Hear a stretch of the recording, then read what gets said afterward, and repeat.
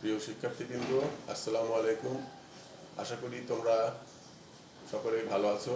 যদিও আমাদের পুরো দেশ বিশ্ব করোনা মহামারীতে আমরা আতঙ্কিত হয়ে আছি, তবু আল্লাহর রহমতে আমরা সবাই দেশের সরকারের দেওয়া স্বাস্থ্যবিধি নিয়মিত মেনে চলব এবং আমরা বিনা কারণে বাইরে যাব না এবং বাসায় সবসময় নিয়মকানুন করে চলব। তো তোমাদের আজকে অনলাইন ক্লাসে দ্বাদশ শ্রেণীর রসায়ন ক্লাস থেকে আবারও স্বাগত জানাচ্ছি। আমি মোহাম্মদ জুহুল আশরাফ, সহকারী অধ্যাপক রসায়ন, অগ্রণী বিদ্যালয় ও মহাবিদ্যালয় রুয়েট। তো তোমাদের দ্বাদশ শ্রেণীর প্রথম অধ্যায়ের আলোচনায় আমরা করছিলাম। এই অধ্যায়ের ইতিপূর্বে আমরা কয়েকটা ক্লাস নিয়েছি, 2-3টা ক্লাস নেওয়া হয়েছে। আজকে তোমাদের যে আলোচনা করব এটা ডাল্টনের আংশিক চাপ সূত্র, অর্থাৎ একাধিক গ্যাসগুলো যদি আলাদাভাবে কোনো পাত্রে রাখা হয়, আয়তনগুলো ঠিক রাখা হয়, আলাদা পাত্রে থাকে, তাহলে তারা যে পাত্রে চাপ প্রয়োগ করবে ওই গ্যাসগুলোকে সবগুলো যদি একত্রে নিয়ে সময়তর একটা পাত্রে নেওয়া যায়, অনেকটা এই ধরনের। আমরা একটু দেখাই, একটু জায়গা রাখছি, তোমাকে লিখে দিয়েছি। যেমন ধরো এরকম ভাবে আমরা কয়েকটা বেলুন দিলাম, এখানে নাইট্রোজেন, এটা অক্সিজেন, এটা হাইড্রোজেন, এই তিনটা গ্যাস। দেখো আয়তনগুলোকে আমরা মনে করি যে তিনটা বেলুন আয়তন সমান আছে। এই তিনটা মনে করো এটা 100 মিলি, 100 অ্যাটমসফিয়ার এটিএম, এটা 200 অ্যাটমসফিয়ার এটিএম, এটা 300 অ্যাটমসফিয়ার। এই পাত্রে তারা অর্থাৎ বেলুনের ইয়েতে তারা এত চাপ প্রয়োগ করছে। এই অবস্থায় যদি তাদেরকে আমরা একত্রে ওই একই আয়তন আরেকটা বেলুনে এই সবগুলো গ্যাসকে, অর্থাৎ হাইড্রোজেন, অক্সিজেন এবং নাইট্রোজেন, এই গ্যাসকে যদি আমরা এই সময়তন পাত্রে আমরা নিই, তাহলে দেখা যাবে যে এই পাত্রে বেলুনের অর্থাৎ এই বেলুনের উপরে তারা যে চাপ প্রয়োগ করবে, এই চাপটা এই তিনটা আলাদা আলাদা যে গ্যাসের চাপ প্রয়োগ করছে তাদের সমষ্টির সমান, অর্থাৎ 100, 200, 300 অর্থাৎ 600। এখানে দেখবে যে 600 অ্যাটমসফিয়ার চাপ প্রয়োগ করবে, 600 অ্যাটমসফিয়ার। ঠিক আছে, এটি আমাদের মূলত এই ডাল্টনের আংশিক চাপ সূত্রের কথা।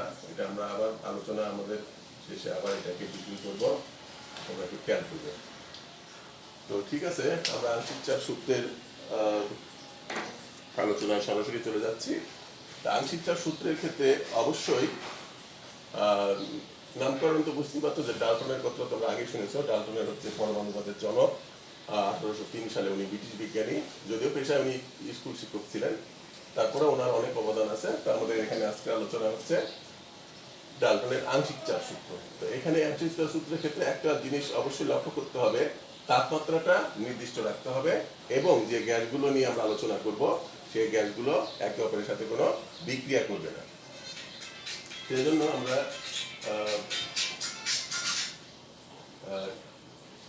আমরা এটা পরীক্ষা করার জন্য সূত্রটাকে এইভাবে লিখতে পারি যে নির্দিষ্ট তাপমাত্রায় পরস্পর বিক্রিয়াহীন একাধিক গ্যাস মিশ্রণের মোট চাপ মিশ্রণে উপস্থিত উপাদান গ্যাসসমূহের আংশিক চাপের সমষ্টির সমান।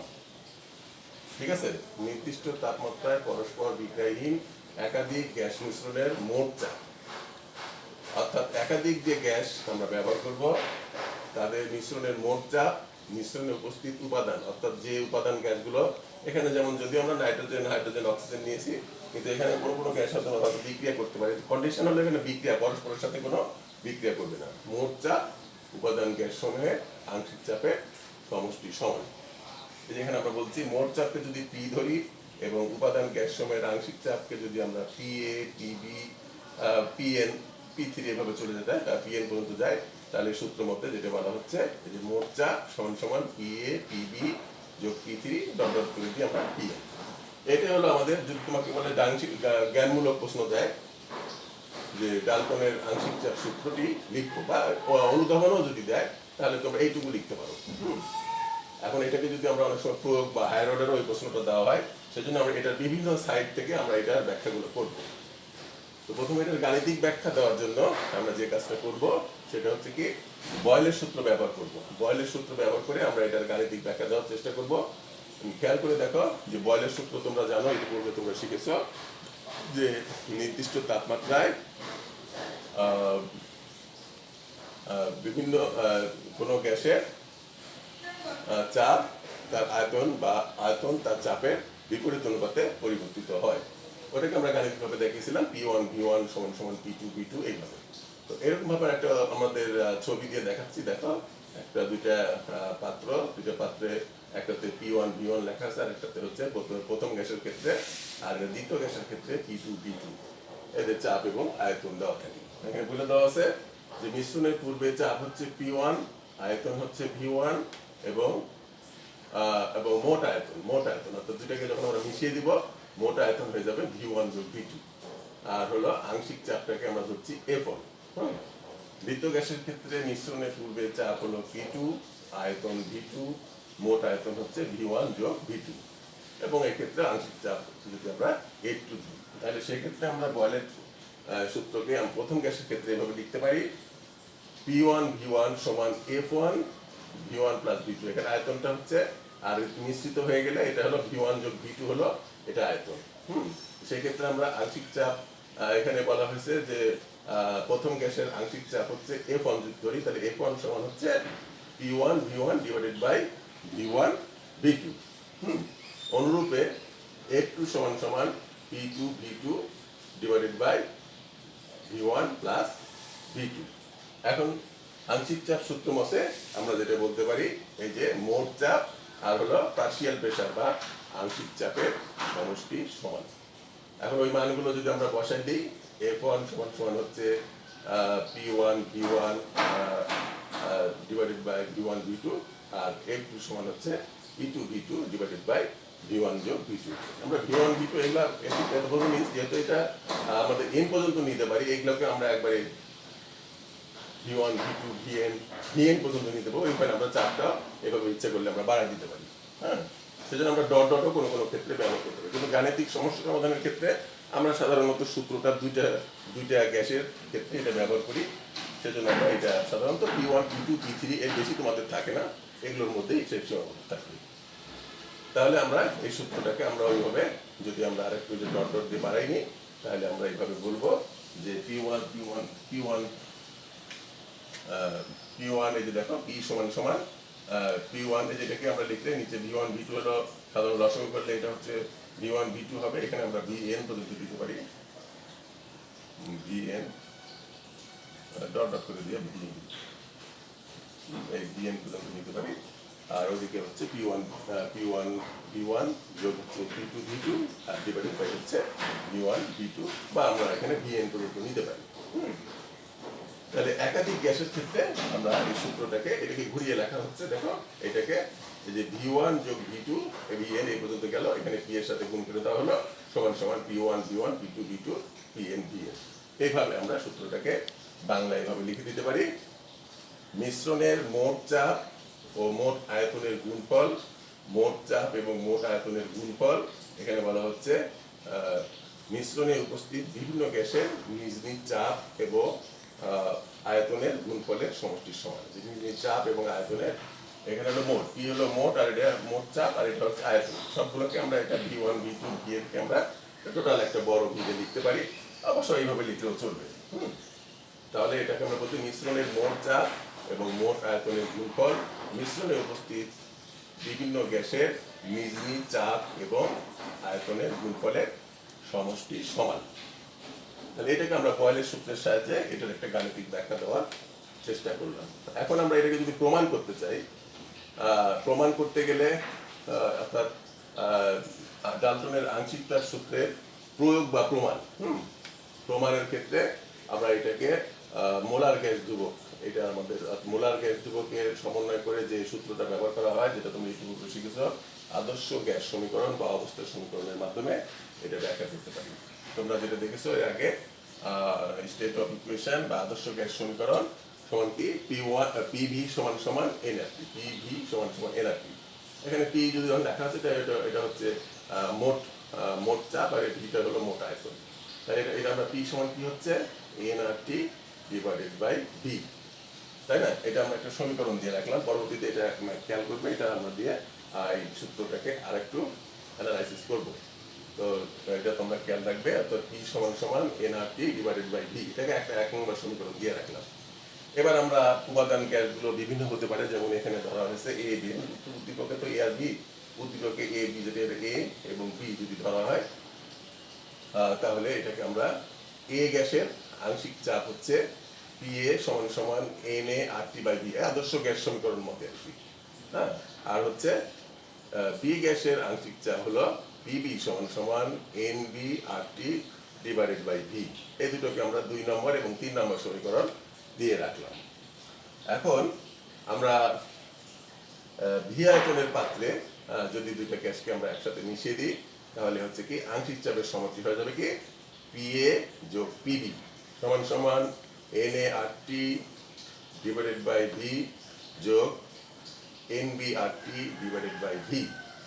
এটাকে যদি আমরা কমন নিই, সবসময় আমরা এন এ এন বি দুটা গ্যাসের ক্ষেত্রে ব্যবহার করছি, এটাকে কিন্তু আমরা এন পর্যন্ত নিতে পারি। হ্যাঁ, এটা আমরা দেখব। এইটা হলো N A N B within bracket R T by V. হ্যাঁ, এখানে আমরা এন এ এন বি কে যদি আমরা এন বলি, সেক্ষেত্রে এটাকেও সংক্ষেপে লেখা যায়। হ্যাঁ, অর্থাৎ আমাদের এই যে এর আগে আমরা যেটা দেখেছি যে এটা হচ্ছে পি, এই যে এটার মান দেখো এন এ এন আর টি সমান পি, আর এই যে তোমার এই পাশেরটা হলো পি এ পিবি, অর্থাৎ পি এ যোগ পিবি সমান সমান মোট বড় পি আর কি, এটা হলো মোট চাপ, অর্থাৎ মোট চাপ তাদের আংশিক চাপের সমষ্টির সমান। এই যে এখানে দাগ দিয়ে দিলাম যে এখন এটাই হচ্ছে আমাদের ডাল্টনের আংশিক চাপ সূত্র প্রমাণ করার একটা বিকল্প পদ্ধতি। ঠিক আছে, এখন আমরা এই আংশিক চাপ সূত্র থেকে আরেকটা জিনিস তোমাদের পরীক্ষায় মাঝে মাঝে দিয়ে দেয়, যে রিলেশন নিয়ে আসে মোল ভগ্নাংশের সাথে, তাই না? মোল ভগ্নাংশটাকে আমরা একটু লিখতে পারি, সেটা একটু মুছে দিই। মোল ভগ্নাংশটা হচ্ছে আর কিছুই না, মোল ভগ্নাংশ হচ্ছে যে ওই আমাদের পার্শিয়াল যে গ্যাসগুলো থাকবে সেই গ্যাসের সাথে, যেমন ধরো গ্যাসের মোল সংখ্যা N1 N2 N3 এভাবে এটা হলো এটা N, এইভাবে আর কি এন ধরা হবে। এটা হলো এটা, আর যে কোনো একটা গ্যাসের সাপেক্ষে যখন N1 হবে, মনে করো P1 এর ক্ষেত্রে অর্থাৎ এ গ্যাসের ক্ষেত্রে যদি এটার মোল সংখ্যা N1 হয়, আর টোটাল যে গ্যাস থাকবে সেটাকে যদি আমরা N1 N2 N3 Nn এভাবে চলে যাবে, তাহলে এই দুইটাকে, অর্থাৎ যে কোনো পার্টিকুলার একটা গ্যাসের মোল সংখ্যা ডিভাইডেড বাই টোটাল গ্যাসের মোল সংখ্যা, এটাকে আমরা বলি মোল ভগ্নাংশ, এবং এটাকে x1 দ্বারা প্রকাশ করা হয়। এটাকে x1 দ্বারা প্রকাশ করা হয়, এটা হলো মোল ভগ্নাংশ।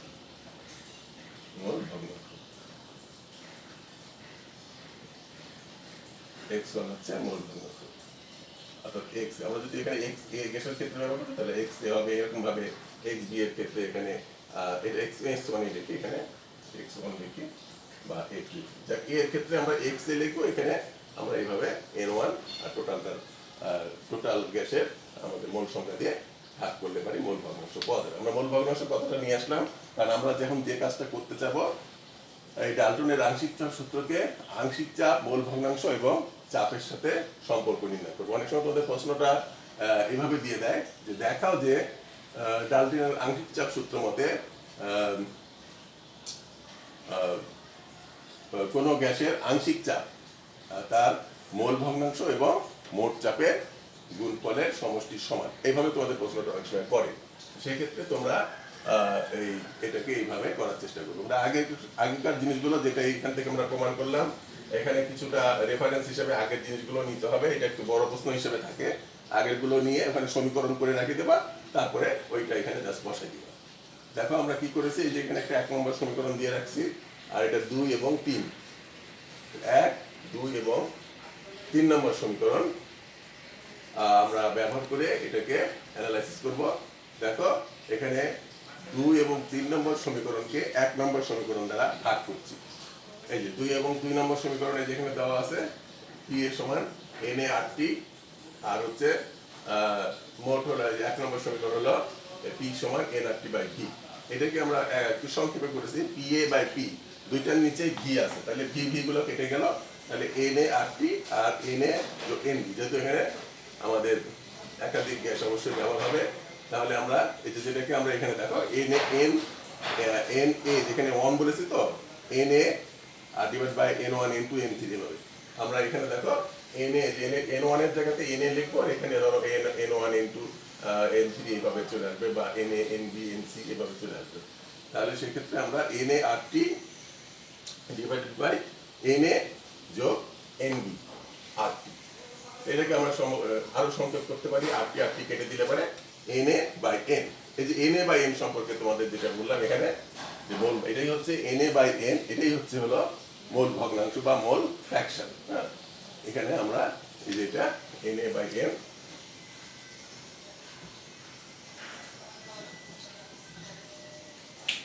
এন এ বাই এন, এটা হলো এন এ বাই এন, এটাই হচ্ছে হলো তোমার এক্স ওয়ান এক্স এক্স, ঠিক আছে, এন এ বাই এন এটাই হলো এক্স, এটাই হলো মোল ভগ্নাংশ। ঠিক আছে, তাহলে এইভাবে আমরা এটা এই যে এন এ বাই এন সমান হচ্ছে মোল ভগ্নাংশ। হ্যাঁ, তাহলে এটাকে আমরা আরেকটু সংক্ষেপ করতে পারি এটা, তাহলে এটা কি হয়ে গেল পি এ সমান সমান N A by N into P, অর্থাৎ এন এ বাই এন কে আমরা এক্স দ্বারা চেঞ্জ করে দিলে পারে এক্স ওয়ান পি। একইভাবে আমরা বি উপাদান গ্যাসের ক্ষেত্রে আমরা বলতে পারবো পি বি সমান, এই যে পি বি সমান N B by N into মোট চাপ, অর্থাৎ পার্শিয়াল প্রেসার অফ বি সমান সমান মোল ভগ্নাংশ ইন্টু মোট চাপ।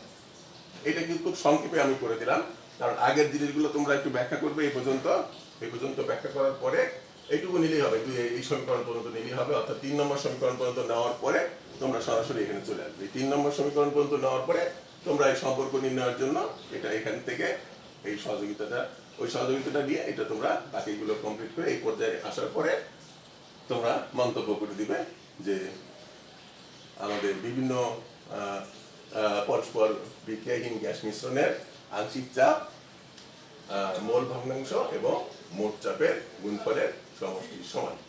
ঠিক আছে, তাহলে তোমরা এইভাবে ডাল্টনের আংশিক চাপ সূত্রের গাণিতিক ব্যাখ্যা দিতে পারবে। তো এখন আমরা যে কাজটা প্রশ্ন দেওয়ার পরে তোমাদের আরেকটু সময় আমরা একটু পূর্ব আলোচনা করব। আমরা আগে চট করে একটা প্রশ্ন দিয়ে দিই। দেখো, দুইটা পাত্র দেওয়া হয়েছে এখানে, এ এবং বি, দুইটা পাত্র, দুইটারই আমাদের তাপমাত্রা হলো 27 ডিগ্রি সেন্টিগ্রেড।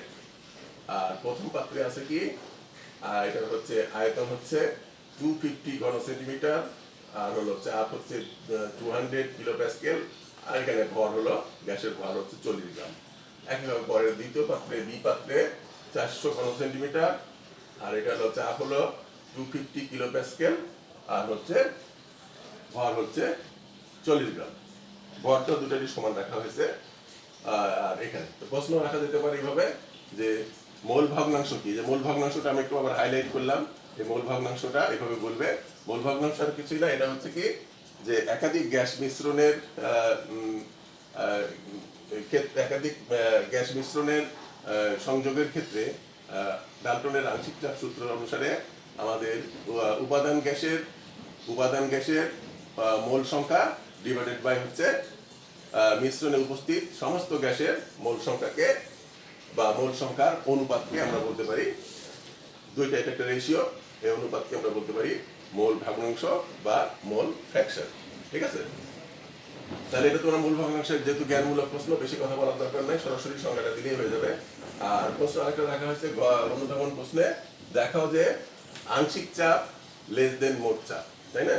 আংশিক চাপ লেস দেন মোট চাপ, কারণ আমরা যে সূত্র থেকে যেটা দেখলাম, আংশিক চাপ কখনোই মোট চাপের চাইতে বেশি হতে পারবে না। এটা হলো আংশিক চাপ হলে একটা আংশিক চাপ হলো উপাদান গ্যাসগুলোর আংশিক চাপ, এখানে অবশ্যই মোট চাপের চাইতে কম হবে, তাই না?